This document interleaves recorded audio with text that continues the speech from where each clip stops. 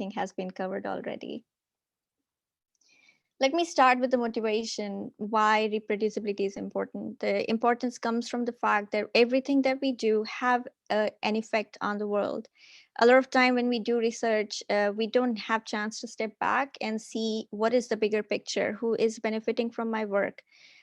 This example is probably quite radical because it's an example that comes from Harvard economist who published an austerity studies, which after several years, this person Herndon could find that there were some reproducibility error. He could not reproduce their research. He reached out to them. They shared their Excel sheet, and he found out that of 20 rows, there were only 15 rows that were used in understanding the austerity cuts. So austerity is the set of policies which allows economists to estimate how to avoid budget deficit in government. And it's quite an important thing when we think about recession, we think about economy. So what happened is that the student who was trying to reproduce their research, he reached out to them because he couldn't reproduce. They shared the sheet and they were like, oh, sorry, that was an accident. We missed it, but we didn't really damage anything. It could damage a lot because the government budget cut is based on these kind of studies, so they can damage quite a lot. But of course, people can say that we didn't kill anybody, but in medical that can happen, and a lot of us, we study bioinformatics or biology where we may have impact on people's life. In bioinformatics as well, a lot of studies have been reproduced or not reproduced. Actually, the attempts have been made, but a lot of studies cannot be reproduced because we have not been very transparent in terms of what we share when we publish our work. A lot of efforts are given in how novel my study is, what impact factor journal am I publishing, and often these journals don't make it mandatory to publish your code, to publish documentation. Someone was sharing their screen and showed that the documentation doesn't exist. When you don't have documentation, you don't really know how to use the code. So keep these in mind when I go through a lot of things that I'm sharing, because my intention is to make sure that you all take reproducibility quite seriously because they have real world impact. But I also want to step back and say that reproducibility is not as easy as the word itself.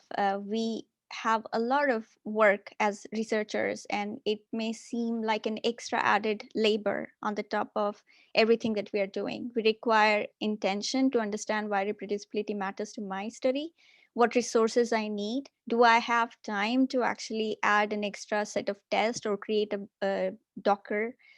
And do I really want to collaborate with everybody because I want to excel? I think there's the sense of I need to excel and therefore I don't need to collaborate or share my work.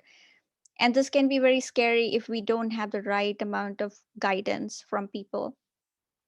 But it's okay to understand that these processes are overwhelming, and we need to also guide our researchers in knowing where to go.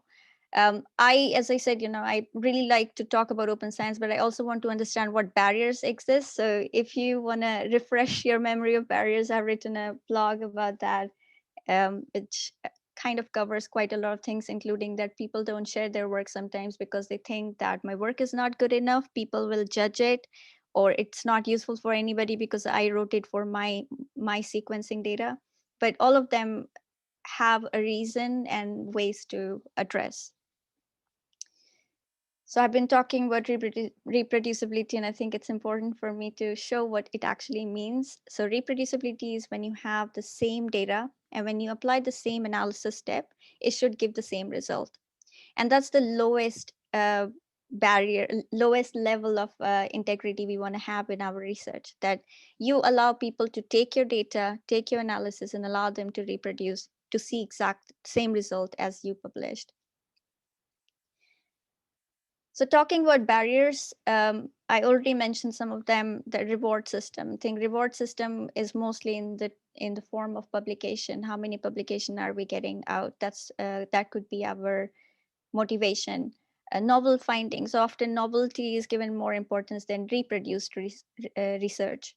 Publication cost, and not just in terms of how much processing fee a publication has, but also in terms of how much extra labor do I need to do in order to make my work open. Training and skill transfer. So a lot of time training and skill transfer are not incentivized because it's not part of anybody's job. It's something that you may want to do or not.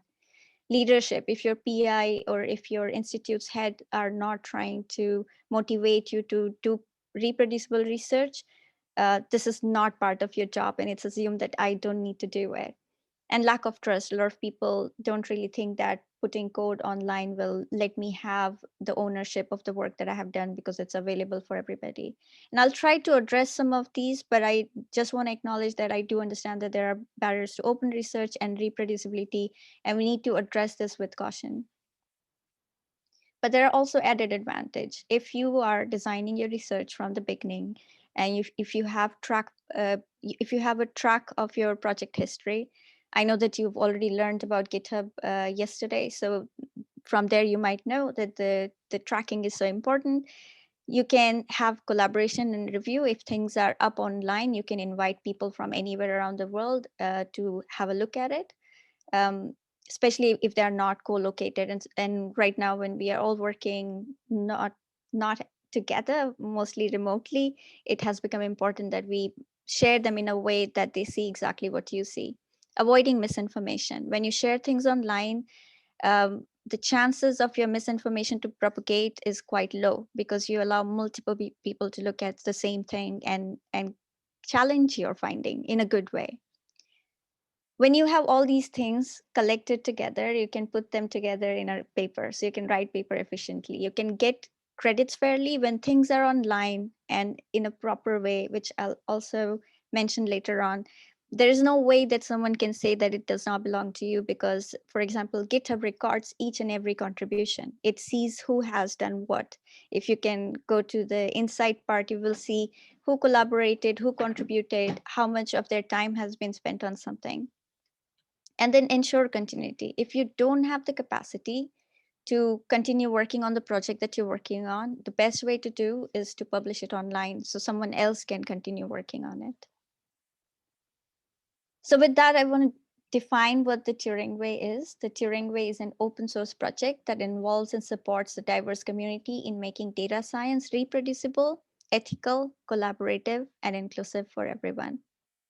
It's quite mouthful, but I will go through it slowly once again. It's a part of the Alan Turing Institute, which is a National Institute for Data Science and Artificial Intelligence in the UK. We are one-third partners with university. We are one-third supported by the industries, and it is an overall government-led organization. I'm going to skip this. The challenges that the Alan Turing Institute is looking at is to how to use data science and artificial intelligence to advance healthcare, to deliver safer, smarter engineering, to manage security, to improve economy, to make algorithm fair. So that's a completely different topic, but I urge you to look at topics such as bias in AI and bias in algorithm. Also design computers for next generation of algorithm, uh, improve research in humanities, for example, by bringing digital humanities in the light, and then foster government innovation by influencing policy. The Turing Way is a part of Tools, Practices, and System Research program where we aim to deliver trustworthy system, transparent reporting, inclusive interoperable design, ethical integrity, respectful co-creation, and leadership in open research. And the Turing Way sits across most of these goals. To put everything in one slide, the Turing Way is a book. It's an open source project. It's a culture of collaboration and a community that's open for everybody to join. The project was started by Kirsty Whitaker. She's the lead of Tools, Practices, and System, and she called it in the beginning a lightly opinionated guide to make sure that people who are working in research, such as PhD student, postdoc, PIs, funding partners, and policymakers know what is their part of responsibility in reproducibility, what they can affect, and what they can do to make sure that their work is widely understandable. And in that regard, we started working on the Guide for Reproducible Research as our first attempt, where you will learn about, for example, open research, version control, licensing, data management, reproducible environment, and so on. I will go through again some of the main points, not everything, it's quite a lot. So what I'll be talking about would be just an introduction of different reproducible practices that you as a bioinformatics researcher can have. But of course, reproducibility is not just about the practices and methods. It's also about how we design the project, how we communicate with the world, how we collaborate with each other, what kind of ethical standards are we maintaining in our research. At the same time, I also wanted to ensure that the Turing Way as a project is also reproducible. Therefore, we're documenting everything in the community handbook. So anybody interested in building a similar sort of project can go in the community handbook and literally reestablish a different sort of guide for their own community. So let's start with the open source project. We saw that there is a book. The book has 5 guides and a community handbook, and it's open for everybody. But the part of open source nature is that this book is available for everyone to read, reuse, distribute, modify, and help in developing. The project belongs to the Turing Way community, and it's shared under CC BY license. A lot of our talks and resources are available on Zenodo, so you can visit that to find out what has happened so far. And everything that we develop in the project is hosted on the GitHub. So I feel quite comfortable talking about GitHub because I believe you all have seen some form of GitHub repository. The book itself is hosted on Jupyter Book. So I believe you've also seen Jupyter Notebook. If not, then it's something that you should check out because it allows you to do analysis more interactively in the web interface. Jupyter Book is built by the same people who's built Jupyter Notebook, but it allows you to build online books, and the Turing Way is built on that. A part of making things available online and on GitHub also requires that we provide enough guidance. So we already touched upon the documentation. So the minimum documentation that every repository should have is the README file that tells it what this project is about, how you can install it, if there is a Docker available for it or not. Then you should have a contribution guideline if you want to build a community around it. And when I say community, it could be a team of 10 people or a community of 100 people or more. So you should also have code of conduct a little bit, and I'll again touch on all these, but my intention with this slide is that when you have anything online, just by putting online, you can't call it open. You need to provide enough information so people know what to look at. If you're interested in building your own Jupyter book, we have written a tutorial on that with Martina and Sarah, which is available on this link, and I'll share the slides with you so you have access to all these resources.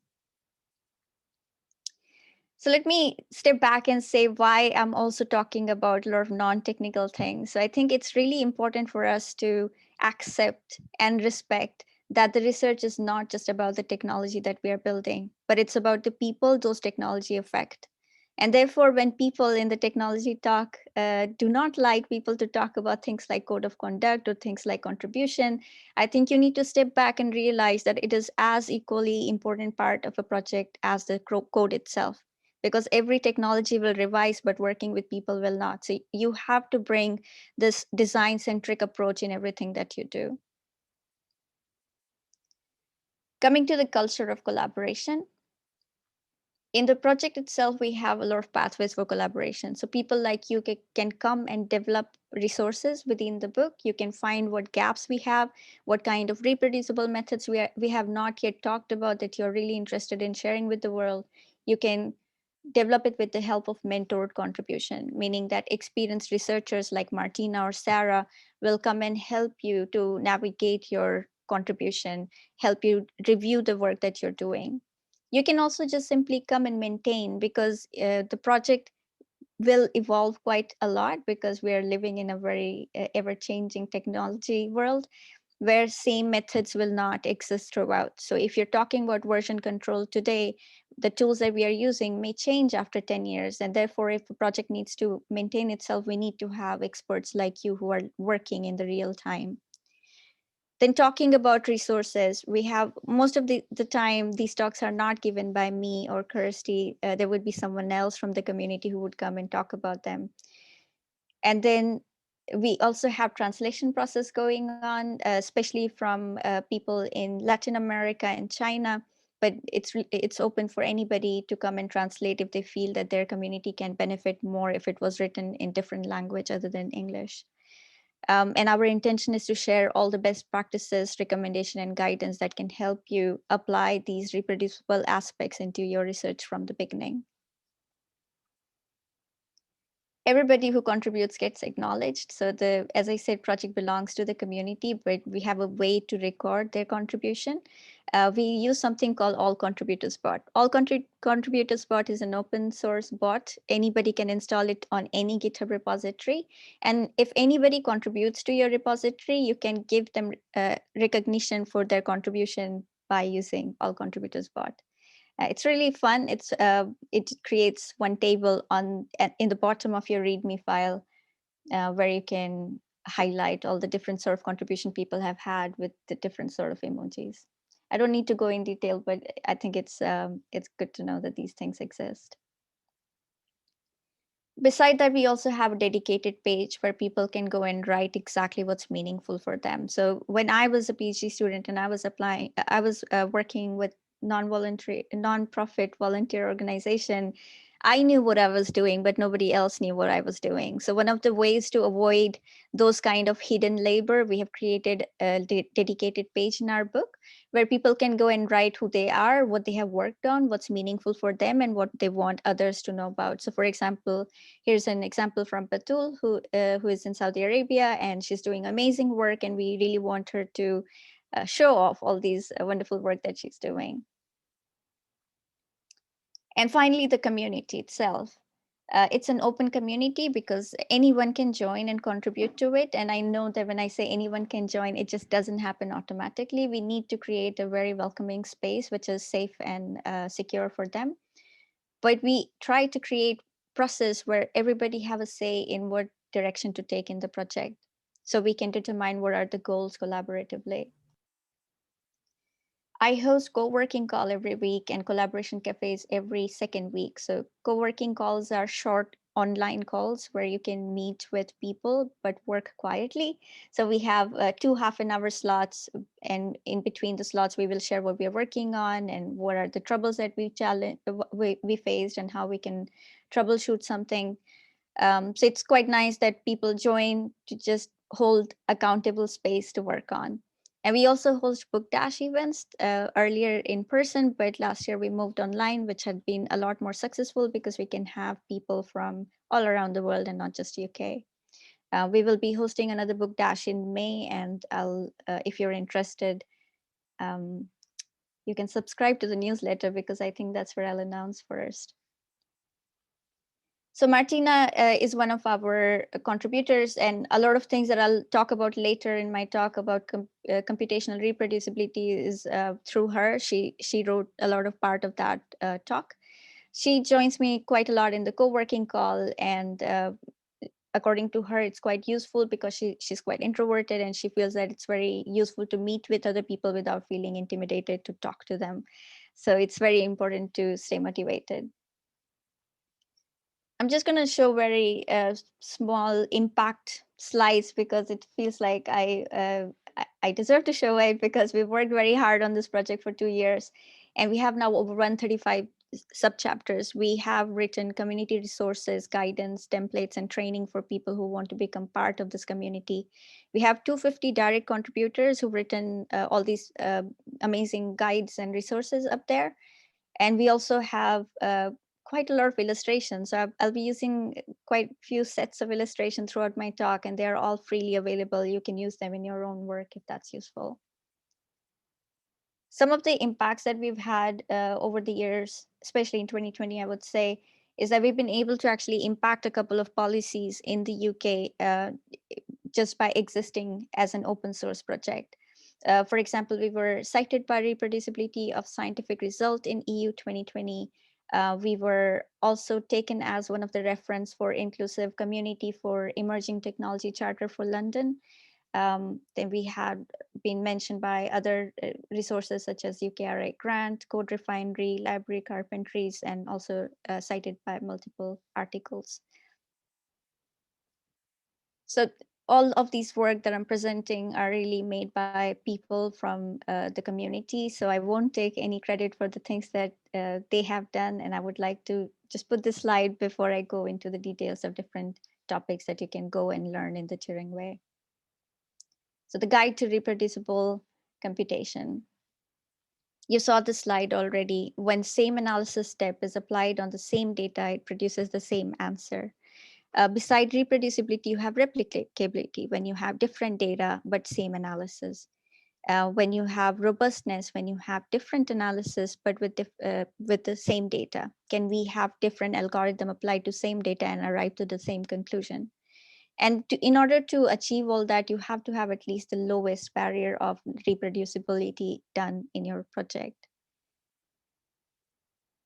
But when we talk about reproducibility, it's not just about creating one single answer to something. There's a lot of steps that are applied in research. When you have a research idea, you plan your research, you understand what kind of data do we need, what kind of design do I want to apply.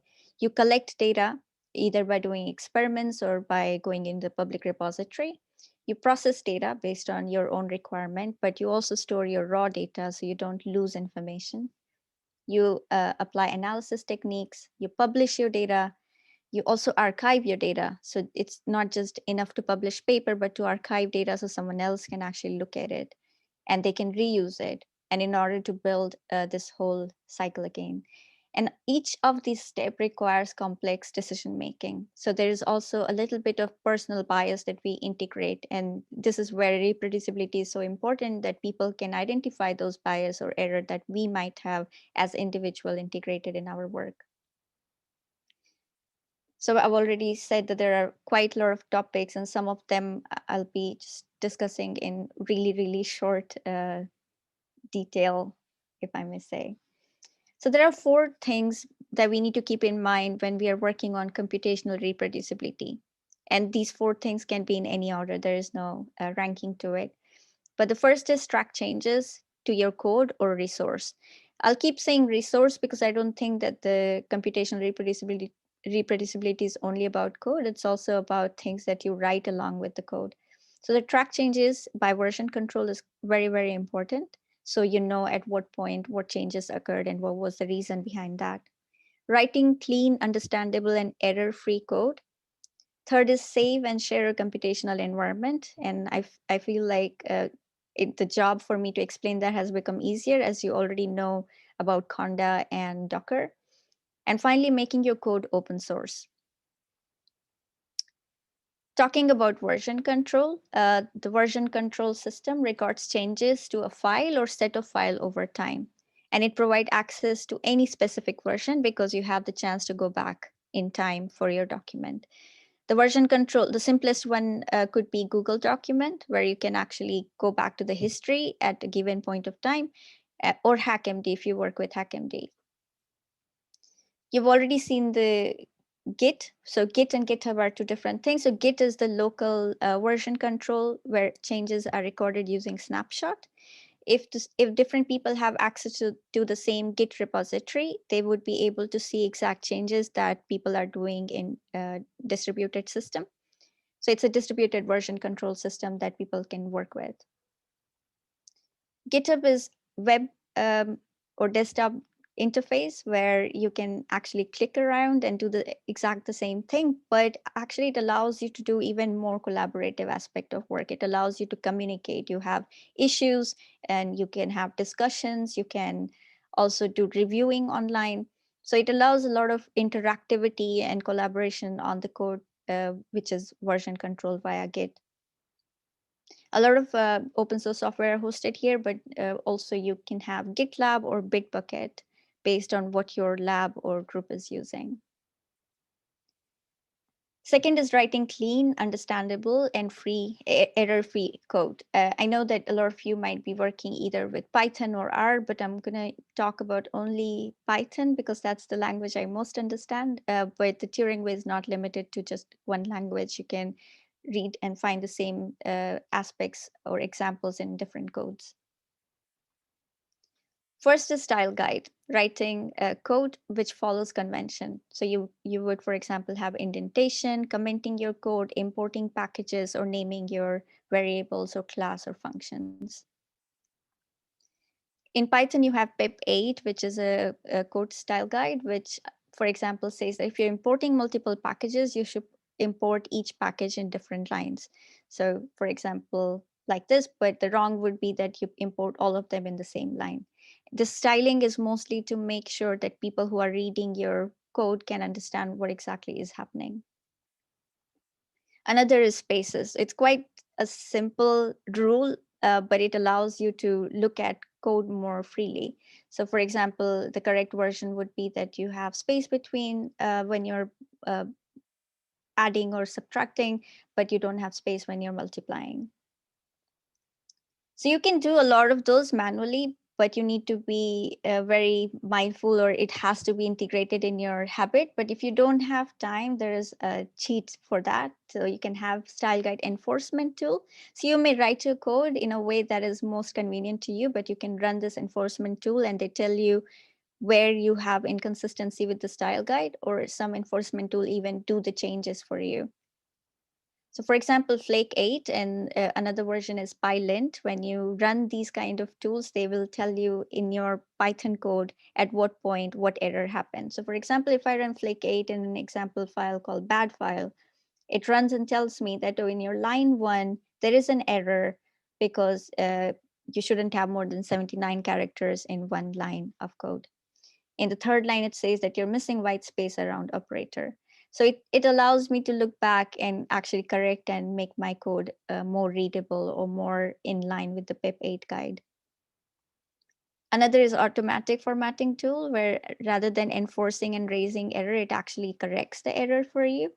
And one example is black, but black is a little bit too opinionated because it might just try to do too much cleaning that is not needed. For example, I have a variable called j, and it has 3 items in it, and in principle this should be correct, but it doesn't like unnecessary empty lines. But this is just a bad example. There are a lot of wonderful things black is able to do in your code.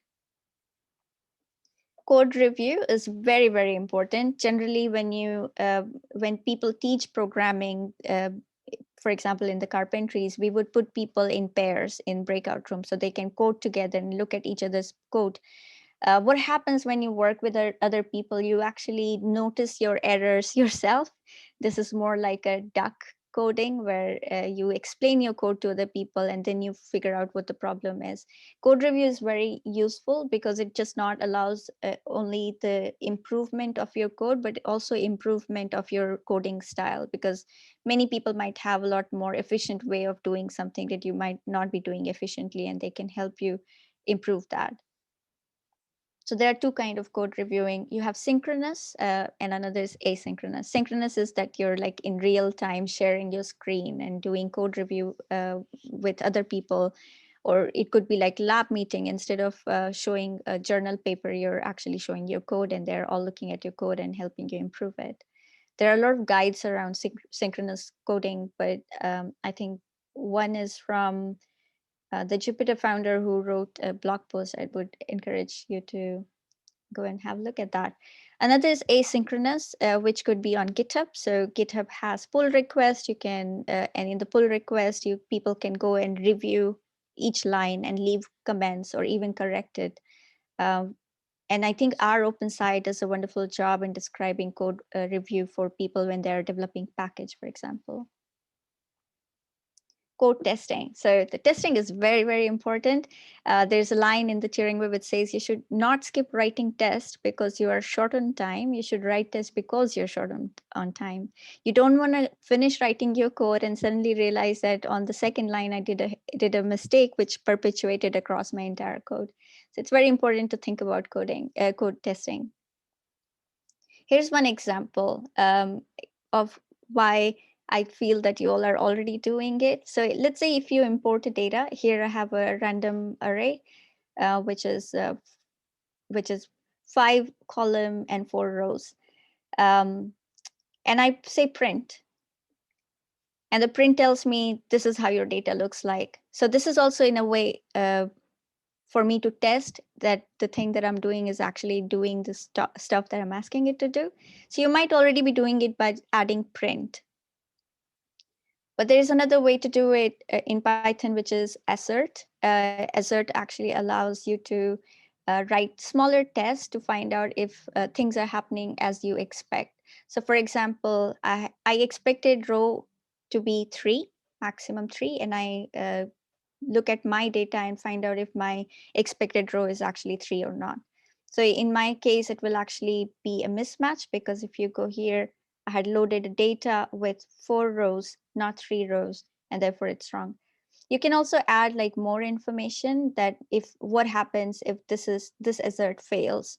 So it will tell me shape mismatch because there's more row than expected.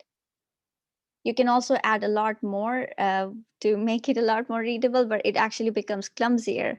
But just to say that there's a better way to actually do it. Assert is great, but unit testing is better. Unit testing is another way of testing different parts of your code. Let's say you wrote a function and the function does the fifth power, basically multiplying 5 times and returns a result. You can write a test by defining the function's name, but followed by test underscore. And then you can assert here, you know, the input and the output, and you just want to see that if if this function is doing the same thing or not. There's even another way to do it. So you saw that you can print to test, you can assert to test, you can unit test to test, but there's for Python specifically something called PyTest. PyTest allows you to do testing in a framework where you can have a lot more information. So for example, the PyTest here, I have an assert where I say 3 equals 5, and the function was adding 1 to my given variable. It actually raises an error. Um, I'm not going to go in details, and also I'm not a super expert, but I urge you to check the unit testing or another ways to test your code. So there are many other types of testing. For example, smoke test. Smoke test happen before you start doing unit test. This is the initial check designed to ensure that very basic functionality is met for your code. If it doesn't meet, it will actually raise an error before even the code execution starts. And the integration test, when the individual unit, for example, the output from one function is taken as input for another function, and there is an integration across your function, that can be done by integrated test, which is something that you do after unit testing. And there are so many more. I wish I had learned about this when I was developing my Python code during my PhD, but I did not, and I really regret it. But if you have chance not to have that regret after several years finishing your work, do invest some time in learning about testing. Now, the next part is save and share your computational environment. And I heard that you've already seen a bit of it, so this will become easy for me to explain. So reproducible computational environment have a lot of option for you, but based on what you want to actually reproduce. For example, if you have software or different versions of documents, you might want to use Binder or Conda. But if you want to reproduce the entire system, you might want to look at virtual machine or container. Someone had asked the difference between Conda and container. So here is the difference between Conda and container. Conda is a lot lightweighted versus container has quite a lot of information that you may not need. So Conda is an environment management system. It's a package and version management system itself. It's quite easy to develop because you are loading different sort of packages for your particular program. Which you can use, for example, in Python or R as well. Virtual machine is actually heavier because it's allowing you to package a whole computer as an app that can be run. It's quite useful for people who are working across different operating systems. For example, if you're working in a Windows machine, you can launch a virtual machine for a Linux environment. But it is quite heavy, and therefore, I don't think it's used as much as it was used to be recommended in the past. Now people use Docker, something that you've already seen. Docker behaves like virtual machine, but it is a lot more lightweight because it only contains what is needed to operate in the project. Therefore, it doesn't require any heavy computer virtual machine. So it's not a descriptive difference, but just so virtual machine are heavy, containers are much small, which can be shared online quite easily. The next level is Binder. If you haven't had a look at Binder, do take some time to work on it, because what Binder allows you to do is that if you have code on GitHub, you can, so let's go through this graphic, right? You have a code on GitHub, you give a file where you list all the requirements, including the packages that you need to run that particular piece of code from GitHub. Then you go into this Binder interface, you give the link of your GitHub repository, and you launch. When you launch, it reads the requirement, it creates a Docker, and it gives an interactive web page for you to execute your Jupyter notebook, for example. So it allows you to create environment where your code will run for anybody on one single button launch. Um, it was super slow 5 years ago, but they have done so many amazing job. One of our contributors, Sarah Gibson, she's a research software engineer, works with Jupyter, and she's done an incredible job. And she offers, actually maintains the whole Binder environment for the European researchers. Final is making your code open source. I would not have finished my talk without talking a bit more about open source and why this is important. Open source project means that anybody can view, use, modify, and distribute the software for any purpose. It might seem unintuitive for a lot of people who have not done open source coding, that why would you want anybody to use my work? This is my work, right? But that's a fact, that research is supposed to be for everybody. And the thing that you're doing is reusable by a lot of people. And this allows you to do that.